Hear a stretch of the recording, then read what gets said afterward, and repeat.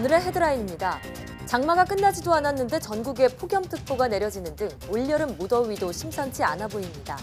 하지만 정부는 지난해와 같은 기록적인 폭염은 없을 것으로 보고 올여름 전력 수급에는 차질이 없을 것이라고 밝혔습니다. 성분이 뒤바뀐 골관절염 치료제 인보사의 제조사인 코오롱 생명과학이 이번 사태에 대한 공식 사과 발표를 했습니다. 하지만 인보사에 대한 안전성과 유효성에 대해서는 확신을 갖고 있다며 신약에 대한 추가 검증을 진행하겠다고 밝혔습니다. 모기가 좋아하는 혈액형에 있다거나 모기에 잘 물리는 사람은 따로 있다는 이야기 한 번쯤 들어봤을 텐데요. 과연 과학적으로 맞는 말일까요? 오늘 과학본색에서 여름철 불청객, 모기를 둘러싼 궁금증을 풀어드립니다. 나노미터 크기까지 볼 수 있는 전자현미경으로 세상을 보면 보지 못했던 새로운 것을 볼 수 있게 되는데요. 오늘 주민피플 시간에는 과학기술의 예술적 상상력을 더한 나노사진작가 지호준 씨를 만나봅니다.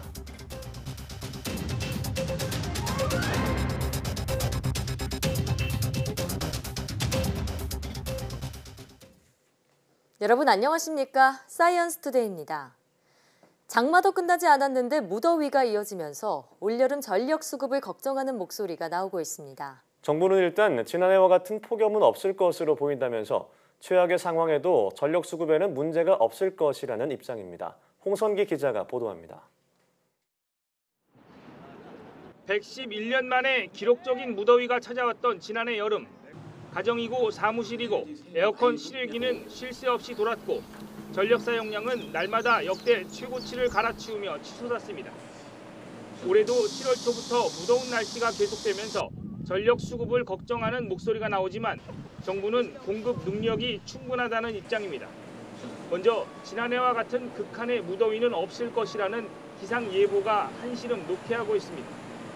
산업통상자원부는 올여름 평년 기온을 보이면 최대 전력 수요는 8,950만 킬로와트 정도로 예상했습니다. 이럴 경우 예비 전력이 883만 킬로와트, 예비율 9.9%로 여유가 있다는 겁니다. 또 예상 밖 더위가 닥쳐도 최대 전력 수요는 9,130만 킬로와트로 예상돼 전력 예비율을 7%대 후반으로 유지할 수 있다며 문제가 없다고 밝혔습니다.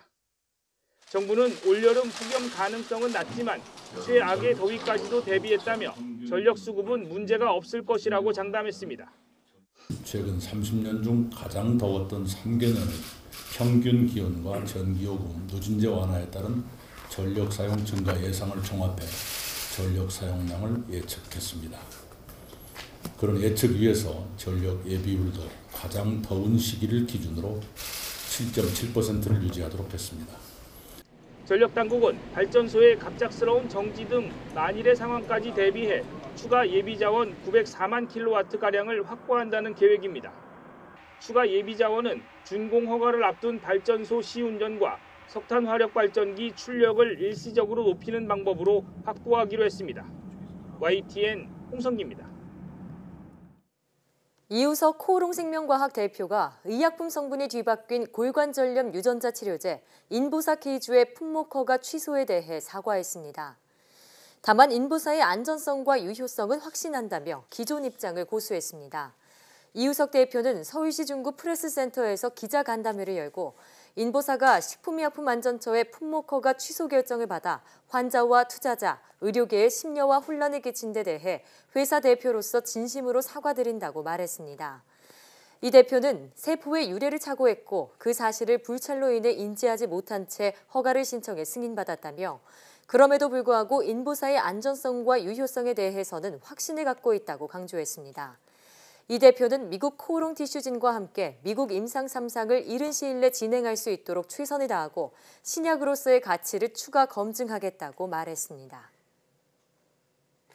매일 잠드는 시간이 다르면 고혈압과 고혈당, 고지혈증으로 대표되는 대사증후군 위험이 커지는 것으로 나타났습니다. 미 하버드대 연구팀이 700여 명의 대사증후군 환자를 포함한 2천여 명을 대상으로 일주일 동안 수면 주기를 관찰한 결과 이 같은 사실이 밝혀졌습니다. 연구를 보면 잠드는 시간이 매일 60분에서 90분 차이가 나는 사람은 차이가 30분 미만인 사람보다 대사증후군 위험이 14% 높았고 매일 90분 이상 차이가 나는 사람은 58% 높았습니다. 또 총 수면 시간이 매일 다른 경우도 대사증후군 위험이 최대 57%까지 높아지는 것으로 나타났습니다. 과학기술의 미래 역할에 대해 논의하고 4차 산업혁명 시대에 직면한 과제에 대해 의견을 나누는 대한민국 과학기술 연차대회가 서울 코엑스에서 열렸습니다. 대한민국의 미래, 과학기술에 달렸다를 주제로 열린 올해 연차대회는 한국과학기술단체 총연합회 김명자 회장의 개회 강연을 시작으로 이공계 출신 7명의 대학 총장이 참여하는 포럼이 마련됐습니다. 또 미래 세대의 역할을 논의하는 다산 컨퍼런스와 4차 산업혁명, 미세먼지, 제조업 경쟁력 등의 현안 정보를 나누는 심포지엄이 진행됐습니다. 과학기술 연차대회는 과학기술계 주요 인사들이 모여 각종 현안을 논의하는 행사로 올해는 유영민 과학기술정보통신부 장관을 비롯해 국내외 인사 3천여 명이 참석했습니다. 지난해 KT 아현지사 화재로 사상 초유의 통신 대란이 빚어진 바 있죠. 반복된 피해가 발생하지 않도록 비상 상황을 가정한 대응 훈련이 진행됐습니다. 보도에 이혜리 기자입니다. 현재 통신구에 폭탄 테러가 발생했습니다. KT 해와국사에 테러가 발생해 인근 지역의 유무선 통신망이 끊깁니다. 이내 정보통신 분야 위기 경보인 경계 단계가 발령되고 테러범을 제압한 뒤 본격적인 복구 작업이 시작됩니다. 끊긴 해와국사의 통신망은 우선 이원화된 구로국사 통신망으로 우회됐습니다. 유사시에 이원화된 다른 국사로 서비스 순환 없이 자동으로 전환되는 것입니다. 아현지사 사고 당시 큰 피해를 초래했던 소상공인들의 카드 결제 문제 해결을 위한 훈련도 진행됐습니다. 유선으로 연결된 카드 결제 단말기가 작동하지 않으면 무선 네트워크를 통해 결제를 진행할 수 있도록 별도의 장치를 보급하고 이를 검증한 겁니다. 무선 인터넷의 경우 다른 통신사의 와이파이를 사용할 수 있도록 개방됐습니다. 실제 상황과 똑같은 시나리오를 가지고 오늘 한번 전반적으로 다 점검을 해보자. 테러나 자연재해나 또 전시나 어떤 재해에서도 이 부분들이 빨리 복구가 되어지고 그런 것을 사전에 예방을 하는 쪽에 국가는 아끼지 않고. 이번 훈련은 지난해 발생한 아현지사 화재 사고 이후 이용자 보호 체계를 강화하기 위해 마련된 후속 조치 등을 검증하기 위한 겁니다. 정부는 문제점을 지속해서 보완하고 정기적인 훈련을 진행하겠다는 계획입니다. YTN 사이언스 이혜리입니다.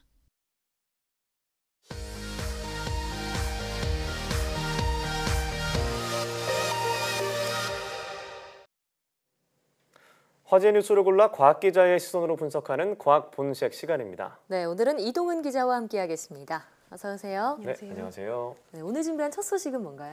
네, 이제 폭염특보도 내려지고요. 본격적인 여름인데 이렇게 여름철이 찾아오는 불청객이 있습니다. 네. 모기죠. 모기요. 네, 모기 얘기 한번 해볼까 합니다. 네, 저는 이미 몇 번 만났어요. 네. 조용히 가라 그랬더니 친구들을 막 데려오더라고요. 맞아요. 저도 네. 이제 제법 모기가 보이기 시작하는 것 같아요. 네, 정확합니다. 지금이 7월 첫째 주잖아요. 네. 이번 주가 통계적으로는 여름철에 모기가 가장 많아지는 시기라고 합니다. 아, 그래요? 우리나라는 보통 6월 말부터 이 모기가 늘어나기 시작하는데 7월 초에 가장 많았다가 9월이 넘어서야 개체수가 좀 줄어든다고 합니다. 네. 이게 가장 더운 여름과는 관련이 없군요. 네, 그렇죠. 자, 그런데 이게 다른 사람이랑 같이 있어도 유독 잘 물리는 사람이 있는 것 같아요. 맞아요. 모기가 특히 좋아하는 사람이 있나요? 이 모기가 기본적으로 후각이 아주 발달했습니다. 네. 주로 이 사람이나 동물이 호흡하면서 내뿜는 이산화탄소와 이 땀 네. 냄새를 맡고 다가오는데 이산화탄소의 경우는 이 대기 중에 보통 한 0.03에서 0.04% 정도가 들어있지만 네. 사람이 많은 데서는 한 4%에서 5%까지도 농도가 올라갑니다. 네. 모기는 이 냄새를 20m 넘게 떨어진 곳에서도 맡을 수 있다고 해요. 그러니까 네. 이 냄새를 맡고 사람 있는 곳을 찾아올 수 있는 거죠. 또 이 땀을 흘리면 이 땀에는 젖산이나 아미노산, 암모니아와 같은 성분들이 들어있는데 이 냄새도 모기가 아주 좋아하는 냄새라고 합니다. 그러면 뭐 운동을 하거나 땀을 많이 흘리면 목에 더 잘 물릴 수도 있겠네요. 네, 맞습니다. 뭐 운동을 한다거나 또 술을 마신다거나 하면 이 호흡량이 늘어나면서 이산화탄소 배출이 많아지게 되겠죠. 네. 거기다 이제 땀이 나게 되면 그 안에 있는 뭐 젖산이나 요산, 뭐 아세톤 등의 성분이 많이 분비되면서 이 모기들을 이끌게 되는 겁니다. 네. 또 이 마른 사람보다는 뚱뚱한 사람이 목에 더 잘 물린다 이렇게 알려졌는데요. 이것도 역시 뭐 땀을 더 많이 흘리고 몸에 열이 쉽게 올라가기 때문이라고 하고요. 같은 이유에서 임신부의 경우도 체온이 네. 약간 올라가기 때문에 모기에 물릴 확률이 높아진다고 합니다. 그렇군요. 그럼 또 혈액형은 어떤가요? 혈액형에 따라서 또 물리는 게 또 달라진다 이런 얘기도 네, 있더라고요. 그런 얘기들을 많이 하는데 실제로 일본 연구팀이 조금 오래 전이지만 이 실험을 네. 한 적이 있습니다. 네. 한 64명 정도의 사람을 모아놓고 이 4가지 혈액형별로 이 팔을 각각 모기가 들어있는 통에 넣도록 아이고, 합니다. 끔찍하네요. 좀 끔찍하죠. 네. 네. 근데 실험 결과를 보면 이 O형이 A형보다 한 2배 가까이 많이 물린 것으로 그래요? 나타났습니다. 2배 가까이요. 그런데 왜 그런지는 사실 밝혀지지가 않았어요. 일부 과학자들은 O형인 사람 중에서도 뭐 침이나 땀에 특정 분자가 들어있는 경우에 이럴 경우만 이제 모기가 좋아하는 것이 아닌가 이렇게 추측을 했는데 사실은 이런 실험이 좀 유의미한 결과다라고 보기에는 무리가 있다는 무리가 게 있군요. 네, 대부분의 평가입니다. 네, 뭐 특정 혈액형이 모기에 잘 물린다 이런 거 속설이다. 네. 근거 없는 속설로 봐야 될 것 같고요. 자, 그리고 또 모기에 물렸을 때 손톱으로 이렇게 십자를 만든다거나 네. 침을 바른다거나 맞아요. 이런 뭐 미신인가요? 이런 것도 하잖아요. 네, 맞아요. 이거는 과연 맞는 얘기인가요? 뭐 저도 그런 거 많이 하는데 네. 사실 뭐 해보셨겠지만 별 효과가 없잖아요. 맞아요. 고통스럽죠. 네, 거기다가 이런 행동들은 잘못하면 이 침이나 손톱에 있는 세균이 이 침투를 하면서 염증을 일으킬 수가 있습니다. 네. 그러니까 최대한 쓰지 않는 게 좋을 것 같고요. 모기가 피를 빠는 원리를 생각을 해보면 이 기다란 대롱 모양의 주둥이를 찔러 넣는데 이때 하루딘이라는 침샘 물질을 우리 몸에 주입을 합니다. 네. 그럼 이 모기 침이 들어갔을 때 아픈 느낌을 좀 덜 받게 되고요. 또 혈액이 응고되는 것을 막아주게 되는데 이 모기 침 빠지고 나면 이 들어간 물질이 주입한 물질이 알레르기 반응을 일으키면서 이제 우리가 아프고 가려운 느낌을 받게 되는 겁니다. 네. 그래서 일단 모기에 물리면 순한 비누를 이용해서 이 물린 부위를 좀 깨끗이 씻어주는 게 좋고요. 네. 또 이 알레르기 반응을 억제하는 게 중요하기 때문에 뭐 항히스타민제라던가 부신피질 호르몬제가 들어있는 약을 발라주면 됩니다. 우리가 이 벌레 물렸을 때 자주 쓰는 게 물파스잖아요. 네. 그런데 이 물파스에도 이런 성분이 들어있다고 합니다. 그래서 이 일시적으로는 가려움증 완화에 도움이 된다고 합니다. 그렇겠네요. 또 이 모기의 침에서 나온 성분은 이 40도에서 50도 정도 열을 가하면 변성이 되기 때문에 찬물보다는 온찜질을 하시는 게 좋습니다. 그래요? 네, 이 얼마 전에 방송에 한번 나오면서 화제가 되는 방법이 있는데 네. 티스푼을 뜨거운 물에 담가서 이 데운 뒤에 물린 부위에 한 30초 정도 갖다 대면 가려움증을 가라앉히는 데 도움이 된다 이런 얘기가 있었습니다. 오늘 몰랐던 거 많이 알아가네요. 그러게요. 근데 사람들이 뭐 공원이나 이런 데 숲이 있는 곳에 가기 전에 기피제 막 온몸에 막 네, 바르시는 분도 있잖아요. 맞아요. 그거는 어떤가요? 효과가 있나요? 뭐 보통 우리가 뿌리거나 바르는 모기 기피제 많이 쓰는데 네. 모기가 가장 싫어하는 냄새를 이용하기 때문에 뭐 어느 정도 이 모기가 다가올 확률이 낮아지기는 하겠죠. 네. 그런데 이런 모기 기피제는 좀 화학 성분이 많이 들어있는 경우가 있습니다. 예. 그래서 이 천연 모기 퇴치제로 사용하는 게 계피인데요. 계피요. 네, 모기가 이 냄새를 아주 싫어한다고 합니다. 네. 저도 그렇게 좋아하진 않습니다. 그런가요? 네. 이 계피를 소주와 같은 알코올에 1:1로 섞은 다음에 한 2주 이상 숙성을 시키고요. 이걸 다시 물에 희석해서 뿌려주게 되면 모기 퇴치에 아주 효과가 있다고 합니다. 또 뭐 모기에 물리는 걸 막으려면 일단 밤에 조심을 하셔야 되는데 네. 모기가 야행성인 만큼 밤에는 실내 온도를 조금 낮춰주시는 게 좋고요. 선풍기를 틀어주는 게 좀 도움이 됩니다. 예. 이 모기가 날개와 다리가 몸통에 비해서 좀 긴 편이기 때문에 바람의 영향을 굉장히 많이 받는다고 합니다. 네. 그래서 선풍기를 미풍 정도로만 약하게 틀어놔도 모기가 한 1m 안으로 접근하기가 힘들다고 합니다.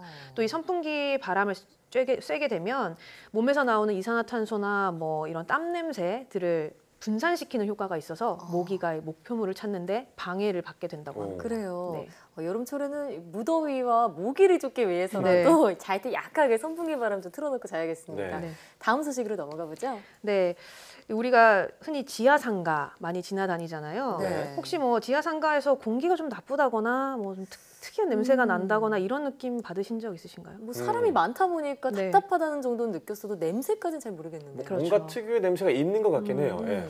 사실 우리는 아주 잠깐씩 머물거나 뭐 지나가는 정도기 때문에 네. 특별히 공기에 대한 인지를 잘 못하는 편인데요. 네. 여기서 일하시는 이 상점 종사자들, 상인들의 네. 경우는 좀 다르다고 합니다. 뭐 아무래도 뭐 하루 종일 일하는 상인들이기 때문에 뭔가 네. 다른 걸 느낄 수 있긴 하겠네요. 네, 국내 연구팀이 실제로 서울시에 있는 9개 지하도 상가를 대상으로 조사를 한번 해봤습니다. 네. 한 300여 명의 상인한테 물어봤더니 네. 2명 중에 1명은 이른바 이 빌딩 증후군을 겪는 것으로 나타났습니다. 빌딩 증후군이요. 네. 저는 처음 들어보는 얘기인데요. 좀 생소한 단어죠. 새집 증후군은 다들 아실 거예요. 네네. 그렇죠? 그렇죠. 네, 새집 증후군이 뭐 건물이나 집을 새로 지었을 때 그 안에서 나오는 유해 물질 때문에 나타나는 증상 뭐 이렇게 네. 보잖아요. 이 빌딩 증후군도 마찬가지입니다. 이 내부 환경으로 인해서 건강에 악영향을 미치고 이때 나타나는 어떤 이상 증상들을 말하는 건데요. 네. 이 크게는 4가지 증상을 들 수가 있습니다. 먼저 이 눈이 따끔따끔해지는 눈 자극 증상이 있고요. 또 이 코나 목이 따가운 호흡기 증상, 네. 또 두통이나 현기증이 나타나는 신경계 증상, 그리고 피부에 이상이 생기는 이 피부 증상이 빌딩 증후군의 기준입니다. 네. 이번 연구에서도 이 지표에 따라서 증상을 겪는 비율들이 조금씩 달랐는데 네. 뭐 눈 자극이나 호흡기 증상 같은 경우는 뭐 65% 이상 이렇게 높게 나타났고요. 신경계 증상도 60% 이상이 느끼는 것으로 나타났습니다. 뭐 피부 증상은 절반에 조금 못 미치는 정도로지만 그래도 40%가 넘는 상인들이 이런 피부의 이상 증상을 느끼는 것으로 나타났습니다. 네. 그럼 이런 빌딩 증후군이 나타나는 어떤 원인 같은 게 있을까요? 연구팀이 이제 이 실험을 통해서 이게 아무래도 실내 공기질이 문제다 이렇게 분석을 했습니다.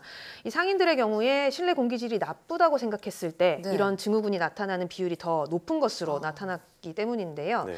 설문조사 결과를 봤더니 이 일부 상인들의 경우는 뭐 지하 상가에서 퀴퀴하거나 불쾌한 냄새가 난다, 네. 또는 뭐 곰팡이 냄새가 난다 이런 답을 한 사람들이 있었어요. 그런데 이렇게 실내 공기질에 대한 점수를 매겼을 때 공기질을 안 좋다고 느끼고 인지하는 사람일수록 네. 많게는 한 8배까지 이 빌딩 증후군 증상이 많이 나타나는 것으로 네. 확인이 됐습니다. 결국 이 빌딩 증후군은 지하상가의 실내 공기질 관리가 잘 안 돼서 나타난다고 볼 수도 있겠어요. 네, 맞습니다. 현재 지하 상가에 대해서 공기질 관리가 이루어지고는 있습니다.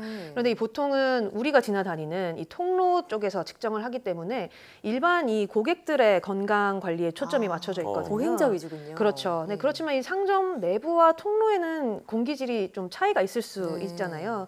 그만큼 이 상가에서 오래 머무시는 이 상인들의 건강을 보호하기 위해서 어떤 거기에 맞는 공기질 평가가 좀 이루어져야 되지 않나 하고 생각을 합니다. 네, 아무래도 뭐 건강에 직결되는 것이기 때문에 분명히 개선이 돼야 될 것 같은데 뭐 실내 공기 정화나 이런 여러 가지 시스템이 좀 만들어져야겠습니다. 오늘 말씀 고맙습니다.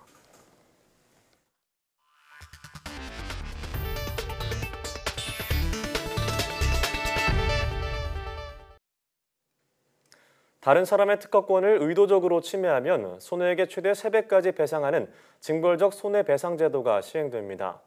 특허청은 이런 내용을 담은 특허법과 부정경쟁방지법 및 영업비밀보호법이 오는 9일부터 시행된다고 밝혔습니다. 지금까지는 특허권을 침해할 경우 손해배상액이 6천만 원 안팎에 불과해 일부 중소기업은 특허권을 침해당해도 소송을 포기하는 일이 많았습니다. 특허청은 징벌적 손해배상제도를 도입하면 지식재산 침해의 악순환을 막고 지식재산의 가치가 인정받는 환경이 마련될 것이라고 설명했습니다. 특허청은 이와 함께 영업비밀 침해 행위에 대해서도 징역형을 확대하고 벌금을 10배 이상 올려 영업비밀 보호에 대한 규정을 강화할 계획이라고 밝혔습니다. 현존 최대 우주 불꽃놀이의 현장이 최첨단 망원경에 포착됐습니다. 나사는 미국의 독립기념일을 맞아 지난 170년 동안 폭발이 진행되고 있는 에타 카리나이라는 별을 촬영한 사진을 공개했습니다. 에타 카리나이는 지구에서 약 7,500광년 떨어진 별인데 질량은 태양의 100에서 150배에 이르고 밝기는 태양의 500만 배 정도입니다. 미 항공우주국은 허블의 최첨단 광시야 카메라를 이용해 별 주변의 뜨거운 가스가 만들어내는 붉고 하얗고 푸른 빛을 촬영했다고 설명했습니다. 연구팀은 에타 카리나이의 대폭발이 어떻게 일어났는지 아직 규명되지 않았다며 이번 관측이 대폭발의 경위를 이해하는 데 도움이 될 것이라고 말했습니다. 이공계 대학생들은 졸업 후 기업체나 연구소로 취업하는 경우가 대부분인데요. 하지만 최근에는 대학 실험실에서 연구하던 첨단 기술에 창의성을 더해 스타트업을 창업하는 경우도 하나둘 늘고 있습니다. 최소라 기자가 실험실 스타트업에 다녀왔습니다. 2년 전 신소재공학과에서 석사 학위를 받은 최진영 씨. 졸업 동기들은 모두 대기업에 입사했지만 최 씨는 다른 길을 선택했습니다. 자신이 전공한 나노 기술을 활용해 위조 방지 필름 스타트업을 만든 겁니다. 위조 방지 필름에 빛을 비추면 정품 여부를 한눈에 확인할 수 있는 최첨단 기술입니다. 미세한 나노 패턴이 들어가잖아요. 반도체 공정이 들어감에 따라서 이제 생산이 좀 만들 때 있어서 되게 고난이도 기술이 들어가게 돼요. 그러다 보니까 복제가 이제 쉽지는 않을 거예요. 대형 화장품 회사와 지방자치단체에 판로를 개척한 결과 지난해 매출액 13억 원을 달성했습니다. 이처럼 실험실의 첨단 기술을 활용해 세워진 실험실 스타트업은 지난해 기준 모두 1,700여 곳. 이들의 5년 생존율은 80% 이상으로 일반 창업기업보다 3배 정도 높습니다. 일자리도 2만 개 넘게 만들어냈습니다. 이러한 원천 기술에 대한 부분이 없이 그냥 사회에 존재하는 기술로만 이렇게 창업을 하게 되면 누구나 쉽게 따라할 수 있기 때문에 실험실 창업의 장점은 일단 기술적인 부분을 많이 해결을 하고 심지어는 차세대 기술까지 습득을 하고 나갈 수 있기 때문에 해외에서는 이미 20년 전부터 대학 실험실 창업이 활성화됐습니다. 박사과정 재학 중이던 레리 페이지가 검색 기술을 바탕으로 구글을 창업한 게 대표적입니다. 전 세계 드론 시장의 70%를 차지하는 중국 기업도 홍콩 과학기술대의 실험실 창업 기업입니다. 국내에서도 실험실 창업이 이공계 졸업생들의 새로운 지향점으로 자리 잡을 수 있도록 대학과 정부의 적극적인 지원이 시급해 보입니다. YTN 사이언스 최소라입니다. 내일부터 광주광역시 모든 시내버스에서 와이파이를 무료로 이용할 수 있게 됩니다. 과학기술정보통신부는 광주광역시 시내버스를 시작으로 내년까지 전국 모든 시내버스에 공공 와이파이를 설치한다고 밝혔습니다. 과기정통부는 지방자치단체, 한국정보화진흥원과 함께 지난해부터 전국 시내버스에 공공 와이파이를 설치해왔으며 지난 5월부터 4,200대 버스에서 와이파이 서비스를 제공하고 있습니다. 올해 말까지는 전국 시내버스의 86%인 2만 3천여 대의 공공 와이파이 구축을 완료할 예정입니다. 강원도 동해안에서 멸종위기종인 북방 물개가 탈진한 채 구조됐습니다. 물개 목에는 비닐로 보이는 쓰레기가 감겨 있었는데 살이 깊게 팰 정도로 졸린 상태였습니다. 송세혁 기자가 보도합니다. 백사장에 야생동물 한 마리가 쓰러져 있습니다. 멸종위기 야생동물 2급인 북방 물개입니다. 해양동물 구조대가 다가가도 한동안 움직이지 않더니 갑자기 바다로 뛰어듭니다. 그런데 목에 무언가 감겨 있습니다. 잠시 뒤 다시 육지로 나온 물개를 구조합니다. 확인해보니 목에 감긴 것은 지름 16cm의 비닐로 보이는 쓰레기였습니다. 두 군데나 졸린 목 주변은 출혈과 함께 살이 깊게 팬 상태였습니다. 쓰레기를 떼어낸 뒤에도 목에는 졸린 자국이 그대로 남았습니다. 3cm 되는 그 목 부분에 그 근육이 딱딱히 굳어 있었습니다. 살짝 만졌을 때. 그것 때문에 이제 이건 오래됐구나. 근육이 이미 살짝 변형이 된 걸 보니까. 그래서 이제 한 6개월이나 뭐 최대는 1년일 수도 있습니다. 구조된 물개는 몸 길이 110cm 정도로 암컷이면 2년생 이상으로 추정됩니다. 해양동물 전문 구조기관에서 치료를 받은 물개는 위험한 고비는 넘긴 것으로 보입니다. 우리 바다에 버려지는 쓰레기는 한 해 약 18만 톤. 해양 쓰레기가 환경 오염을 넘어 바다 생물의 생존까지 위협하고 있습니다. YTN 송세혁입니다. 동물 손발에 물갈퀴가 생기는 것은 산소 농도와 관련이 있다는 연구 결과가 나왔습니다. 미 하버드대와 일 도쿄공업대 연구팀은 물갈퀴가 생기는 데 중요한 현상인 세포사멸이 대기 중 산소와 높은 관련이 있다고 밝혔습니다. 이번 연구에 따르면 고농도 산소 수조에서 자란 올챙이는 성장하면서 원래 일어나지 않아야 할 세포사멸이 일어나 물갈퀴가 없어졌습니다. 하지만 닭의 발세포를 산소 농도가 낮은 상태에서 6시간 배양하자 세포사멸이 일어나지 않아 원래는 없어야 할 물갈퀴가 생겼습니다. 연구팀은 동물이 흡입한 산소에서 생기는 활성산소가 손발에서 발생해 세포사멸 현상이 일어난다고 설명했습니다. 또 이번 발견이 진화 과정에서 동물이 물속에서 육지로 올라온 것과 관계가 있다고 설명했습니다.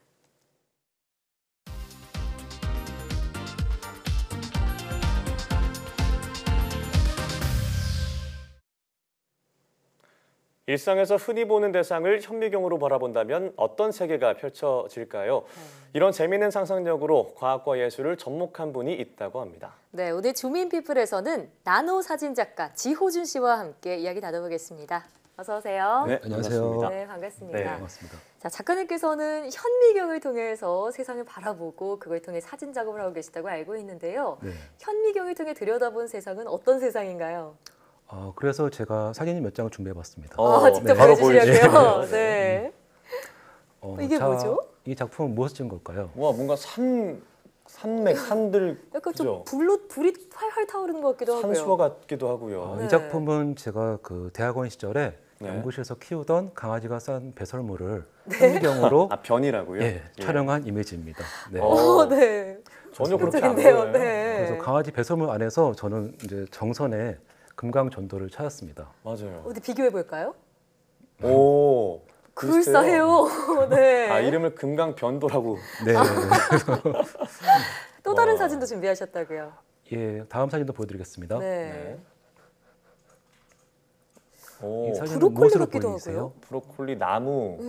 네, 라이온킹에 나오는 그 나무 있잖아요. 맞아요. 뭐죠 이건? 예, 그래서 처음에는 이게 자연의 일부라고 생각했는데 네.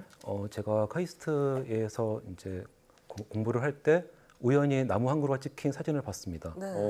바람에 한들한들 흔들리는 모습이 신기해서 담당 연구원에게 어디서 찍은 나무냐고 묻자 돌아온 대답은 나무가 아니라 PDMS, 폴리디메틸실록산이라는 화학물질이라고 하더라고요. 화학물질이요? 네.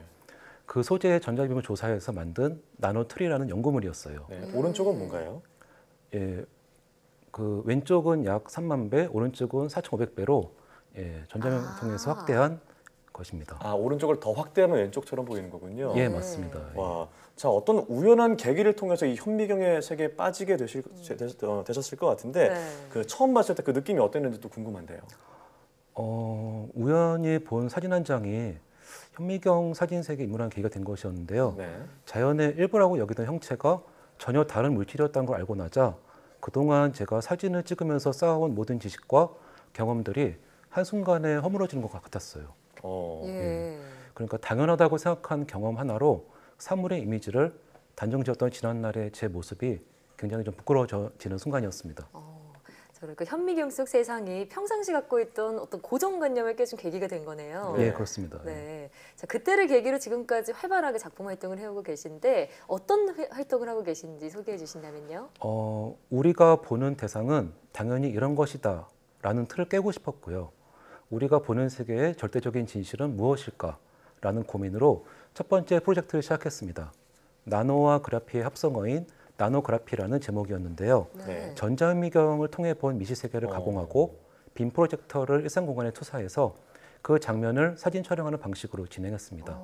언뜻 보면 나무 형상 같은 나노 이미지가 일상 공간에 투사됐을 때 관객들이 자연물이 투사됐다고 믿기 쉬운데요. 하지만 투사된 이미지가 나무 같은 실제 형상이 아닌 화학물질이라는 것을 알면 놀라움을 느끼게 되는 것입니다. 그러네요. 언뜻 보면 정말 그냥 자연물, 나무 이런 것 같이 보여요. 너무 아름다운데요. 자, 작가님께서는 이 작업을 하실 때 광학 현미경보다 더 고배율의 전자현미경을 좋아하신다고 들었습니다. 그 이유가 있을까요? 저는 과학을 동경합니다. 현미경은 인간의 한계를 넘어서 시간이 흐를수록 더 새로운 것을 볼 수 있게 해주고 있습니다.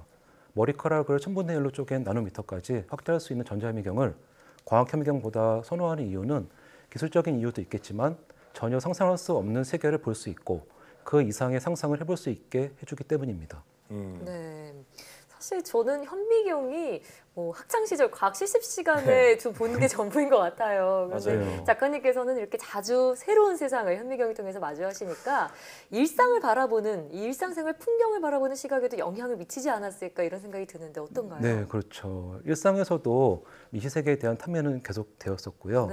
그 전자현미경뿐만 아니라 접사를 촬영하기 위한 매크로 렌즈를 끼운 DSLR이나 장난감 현미경, 돋보기 같은 거를 늘 가까이 두고 수시로 이렇게 주변을 이렇게 봤었어요. 네.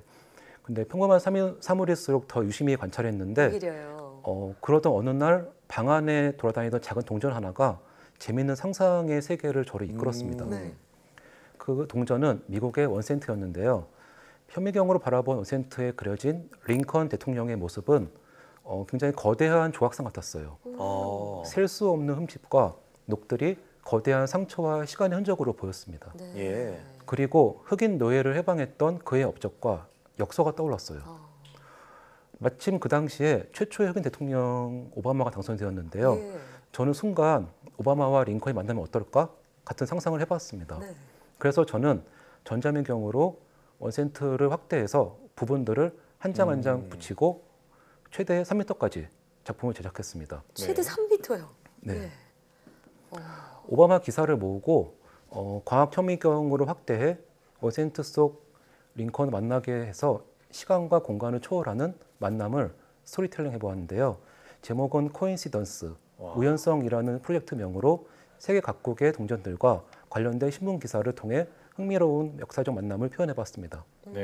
작은 동전이잖아요, 사실. 이걸 3m로 확대시켜 놓으니까 정말 동상 같은 생각이 드는데, 자, 이런 코인시던스가 사실 이제 앞에 코인, 동전, 그 약간 이중적인 의미를 포함하셨던 건가 봐요. 예, 맞습니다. 그렇군요. 네. 자, 그런데 이렇게 정말 흔한 동전인데 이게 동전 정말 일일이 확대해서 이어붙이고 계시다고 하셨잖아요. 그 과정이 쉽지만은 않았을 것 같은데 잠깐 그 과정에 대한 얘기 들어볼 수 있을까요? 예, 제가 처음 봤을 때 현미경을 처음 봤을 때 그 느낌을 전달하기 위해서는 현미경으로 본 부분을 하나하나 찍어서 붙여서 이렇게 그 하나로 만들어야 했는데요. 자연스럽게 붙이는 게 좀 오랜 시간이 걸렸고요. 그리고 이제 그 자연스럽게 붙였더니 좀 대부분의 사람들이 한 번에 찍은 줄 알아서 그때마다 조금 억울해했던 그런 기억이 좀 납니다. 어려웠는데요. 자, 그래서 이 작품이 또 뉴욕에서 그렇게 화제가 됐잖아요. 그렇죠. 이렇게 해서 또 정말 더더욱 화제가 됐었는데 뿐만 아니라 한지를 통해서도 또 새로운 세계를 재발견하셨다고요. 네, 그 한지를 보고 저는 대자연을 느꼈습니다. 자연은 생성을 뜻하는데요. 꽃이 피고 나무가 자라고 열매가 열리고 이 미시세계 속에서 자연스럽게 형성되는 이 과정, 이 모습이 우리가 보는 자연과 너무 닮아 있었던 겁니다. 미시세계 속의 자연을 일상 자연으로 끄집어내고 싶었어요. 그리고 빔 프로젝터와 발전기를 들고 혼자 야산으로 향했습니다. 그 이미지에 맞는 장소를 찾기 위해 1년간 사계절 산을 헤맸습니다. 시간대별 계절별로 전국을 돌면서 촬영을 거듭했는데요. 우연한 장소와의 만남을 통해 소확한 그림들은 정말 극렬한 아름다움을 뽐냈습니다. 보이는 자연과 보이지 않는 자연을 동시에 바라보면서 밤하늘의 수많은 별과 함께한 그 순간만큼은 저도 자연 속의 미세한 일부였습니다. 정말 이런 참신한 작품들로 현미경 작가라는 애칭으로도 불리고 계시는데 지금 전시 중이시잖아요. 작가님의 작품을 처음 보는 그런 관객들이 어떤 걸 느꼈으면 하시나요? 되게 큰 거보다는 그냥 일상 속에서 작은 곳에서 되게 새로운 가치를 느꼈으면 좋겠습니다. 우리는 자주 가고 보고 접하는 대부분이 일상이 되잖아요. 그 일상은 우리가 만든 사회적 약속과 언어적 정의를 명확하게 구분되어 있는데 새로운 관점을 다시 보기란 굉장히 어려운 일인 것 같아요. 강아지 똥도 자세히 보면 이렇게 새로운 세계가 있었던 것처럼 각자의 일상 속을 새로운 관점을 자세히 본다면 새로운 가치를 찾을 수 있으리라 생각됩니다. 나의 일상이 누군가에게 최고의 순간이자 최고의 장소가 될 수 있지 않을까라는 생각으로 세상을 바라봤으면 좋겠습니다. 네, 멋집니다. 앞으로 작가님의 행보가 더욱더 기대가 되는데요. 앞으로 계획이나 목표가 있다면 어떤 게 있을까요? 과학의 힘 앞에서 작아지는 제 자신을 발견했습니다. 약 10년 동안 다양한 수단을 익히고 과학적인 접근법으로 많은 시도를 하며 예상보다 좋은 결과를 만들기도 했지만 저 자신에 대한 부족함은 작업하면 할수록 늘어나더라고요. 심도 있는 작업을 위해서 아직 멀었다라는 겸손한 마음과 현 시대의 과학을 접할 수 있다는 감사한 마음으로 이 무지한 패기를 버리고 싶고요. 한 발짝 뒤로 가서 저의 기술적인 부분 또는 미학적인 부분을 좀 부족함을 채우는 그런 준비의 시간을 보내고 싶습니다.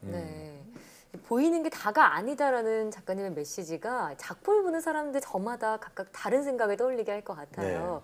지금 또 전시를 열고 계시니까 저희도 한번 구경하러 가겠습니다. 네, 자 지금까지 나노사진 작가 지호준 씨와 함께했습니다. 오늘 말씀 고맙습니다. 네, 고맙습니다. 감사합니다.